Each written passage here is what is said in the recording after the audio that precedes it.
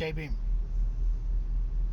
ಒಬ್ಬ ಬ್ರಾಹ್ಮಣ ವ್ಯಕ್ತಿ ಒಂದು ವಿಡಿಯೋವನ್ನು ಮಾಡಿದರು ಯೂಟ್ಯೂಬಲ್ಲಿ. ಆ ಯೂಟ್ಯೂಬಲ್ಲಿ ಬಾಬಾ ಸಾಹೇಬ್ ಅಂಬೇಡ್ಕರು ಬಗ್ಗೆ ಅವಹೇಳನ ಮಾತುಗಳನ್ನಾಡಿ ಅವರನ್ನು ಸಣ್ಣತನದಿಂದ ಮಾತನಾಡಿದ ಈ ಬ್ರಾಹ್ಮಣ ವ್ಯಕ್ತಿಗೆ ನಾನೊಂದು ಮಾತನ್ನು ಹೇಳೋಕ್ಕೆ ಇಷ್ಟಪಡ್ತೀನಿ.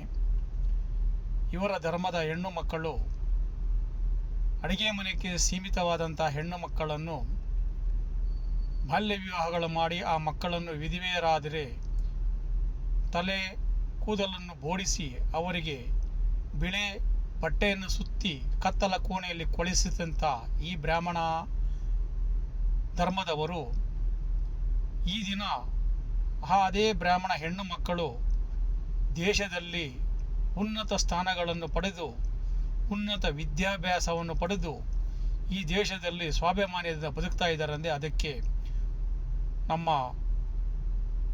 ನಿಮ್ಮೆಲ್ಲರ ಮೆಚ್ಚಿನ ನಾಯಕ, ಈ ದೇಶಕ್ಕೆ ಮಹಾನ್ ಗ್ರಂಥ ಕೊಟ್ಟಂಥ ಬಾಬಾ ಸಾಹೇಬ್ ಅಂಬೇಡ್ಕರ್ ಅವರೇ ಕಾರಣ. ಆ ಸಂವಿಧಾನವನ್ನು ಓದಿಕೊಂಡು ಈ ದೇಶದ ನಾವು ಮೇಲಿನ ಧರ್ಮದವರು ಅಂತ ಹೇಳಿಕೊಳ್ಳುವಂಥ ಹೆಣ್ಣು ಮಕ್ಕಳು ಈ ದಿನ ಸಮಸ್ತ ಉದ್ಯೋಗಗಳಲ್ಲಿ ದುಡಿದು ಗಂಡಸಿನ ಸಮಾನ ಬದುಕುತ್ತಾ ಇದ್ದಾರೆ ಅಂದರೆ ಅದು ಬಾಬಾ ಸಾಹೇಬ್ ಅಂಬೇಡ್ಕರ್ ಕೊಟ್ಟಂಥ ಸಂವಿಧಾನವೇ ಕಾರಣ. ಇವರ ಧರ್ಮ ಗ್ರಂಥಗಳು ಆ ಹೆಣ್ಣು ಮಕ್ಕಳಿಗೆ ನಡೆಸಿಕೊಂಡಂಥ ಹೀನಾಯ ಒಂದು ಪರಿಸ್ಥಿತಿ ಈ ದೇಶದಲ್ಲಿ ನಡೀತಾ ಇತ್ತು. ಅಂತಹ ಒಂದು ಹೀನಾಯ ಸ್ಥಿತಿಯನ್ನು ತೊಲಗಿಸಿ ಈ ದೇಶದಲ್ಲಿ ಸಮಸ್ತ ಹೆಣ್ಣು ಮಕ್ಕಳು ಜ್ಞಾನವಂತರಾಗಬೇಕು, ವಿದ್ಯಾವಂತರಾಗಬೇಕಂತ ಹೇಳ್ಬಿಟ್ಟು ಬಾಬಾ ಸಾಹೇಬ್ ಅಂಬೇಡ್ಕರ್ ಸಂವಿಧಾನದಲ್ಲಿ ಬರೆದು ಈ ದೇಶದ ಹೆಣ್ಣು ಮಕ್ಕಳಿಗೆ ಹಕ್ಕಂತೂ ಕೊಟ್ಟಿದ್ದು ಬಾಬಾ ಸಾಹೇಬ್ ಅಂಬೇಡ್ಕರ್. ಮೊಟ್ಟ ಮೊದಲು ಈ ದೇಶದಲ್ಲಿ ಬ್ರಾಹ್ಮಣ ಹೆಣ್ಣು ಮಕ್ಕಳಿಗೆ ವಿದ್ಯಾಭ್ಯಾಸ ಕೊಟ್ಟಿದ್ದು ತಾಯಿ ಸಾವಿತ್ರಿಬಾಯಿ ಫೂಲೆ, ಮಹಾತ್ಮ ಜ್ಯೋತಿಬಾ ಫೂಲೆ ಅವರ ಮಾರ್ಗದಲ್ಲಿ ನಡೆದಂಥ ಬಾಬಾ ಸಾಹೇಬ್ ಅಂಬೇಡ್ಕರ್ ಈ ದೇಶದಲ್ಲಿ ಗುಲಾಮಗಿರಿಯಿಂದ ಮುಕ್ತ ಆಗಬೇಕು ಹೆಣ್ಣು ಮಕ್ಕಳು ಅಂತ ಹೇಳ್ಬಿಟ್ಟು ಹೆಣ್ಣು ಮಕ್ಕಳಿಗೆ ಹಕ್ಕನ್ನು ಕೊಟ್ಟರು. ಇವತ್ತು ಆ ಬ್ರಾಹ್ಮಣ ವ್ಯಕ್ತಿ ಮಾತನಾಡ್ತಾರೆ ಬಾಬಾ ಸಾಹೇಬ್ ಅಂಬೇಡ್ಕರ್ ಏನು ಕೊಟ್ಟಿಲ್ಲ ಅಂತ. ನಾಚಿಕೆ ಆಗಬೇಕು ಆ ವ್ಯಕ್ತಿಗೆ, ಅವರ ಜನ್ಮಕ್ಕೂ ನಾಚಿಕೆ ಆಗಬೇಕು, ಅವನು ಈ ಭೂಮಿ ಮೇಲೆ ಹುಟ್ಟಿನೂ ನಾಚಿಕೆ ಆಗಬೇಕು ಅವನಿಗೆ. ಇಂತಹ ಅವಹೇಳನ ಮಾತುಗಳನ್ನಾಗಿ ಅವಿವೇಕಿಗೆ ಸ್ವಲ್ಪ ಆದರೂ ಜ್ಞಾನವಿಲ್ಲ. ಅವರ ಇತಿಹಾಸವನ್ನು ಒಂದು ಸತಿ ಪುಟಗಳನ್ನು ತಿರುಗಿಸಿ ನೋಡಿಸಿ ಮತ್ತೆ ಮಾತನಾಡೋಕ್ಕೆ ಹೇಳ್ತೀನಿ ನಾನು ಆ ವ್ಯಕ್ತಿಗೆ. ಇಂತಹ ಒಂದು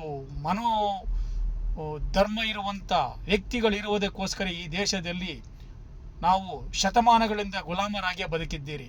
ಈ ದೇಶವನ್ನು ಸರ್ವನಾಶ ಮಾಡಿದ್ದು ಇಂಥ ಮನುವಾದಿಗಳೇ.